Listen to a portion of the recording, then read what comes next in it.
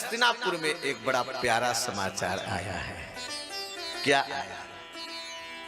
धर्मराज युधिष्ठिर के यहां पोता हुआ है। क्या हुआ है? पोता जानते किसको कहते हैं? बेटे के बेटा को पोता कहते हैं और बेटी के बेटा को नाती कहते हैं। आजकल तो महाराज दोनों को लोग नाती कहते हैं। जो बेटी का बेटा होगा ना उसको नाती कहा जाता है और जो बेटे का बेटा होता है उसको पोता कहा जाता है। पुत्र, पौत्र, प्रपौत्र, तो युधिष्ठिर जी के यहां क्या हुआ? पोता। सबको बड़ी प्रसन्नता हुई। अभिमन्यु की पत्नी उत्तरा के गर्भ से एक सुंदर बालक का जन्म हुआ है।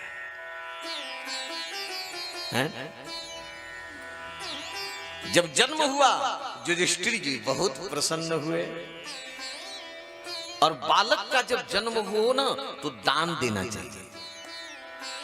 आपके घर में बेटा हो जाए, नाती हो जाए, पोता हो जाए तो बस दिल खोल के खूब दान दो।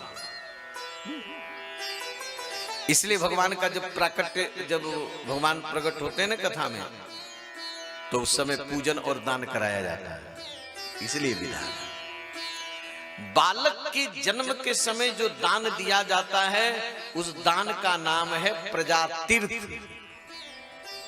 बालक के जन्म के समय जो दान दिया जाता है उस दान का क्या नाम है? प्रजातीर्थ। उस दान का बहुत बड़ा महत्व है, जरूर दान करना चाहिए। लेकिन कब तक करो? जब तक नार नहीं कटा।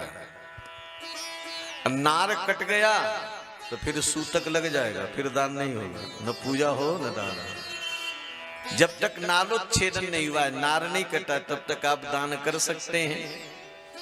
युधिष्ठिर जी दान दे रहे हैं। क्या देते हैं? हिरण्यम, सोना।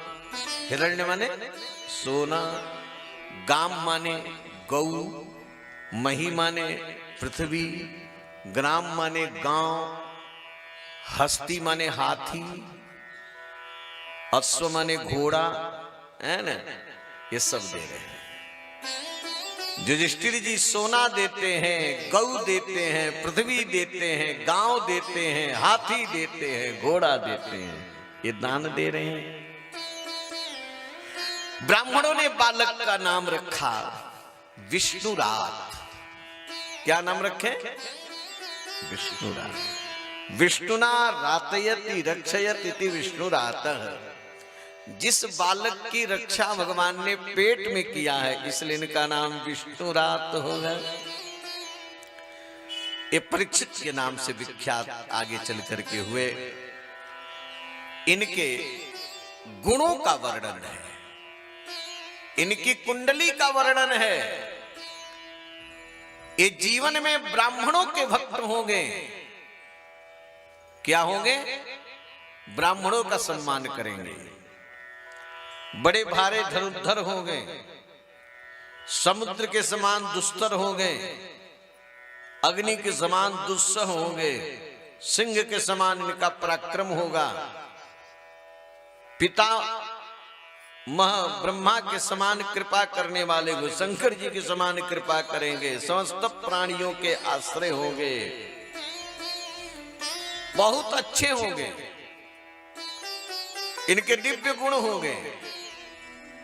लेकिन इनसे एक ब्राह्मण का अपमान बन जाएगा, एक संत का, और संत के बेटा श्राप दे देगा, इनको तक्षक नाग काट देगा तो ये मर जाएंगे।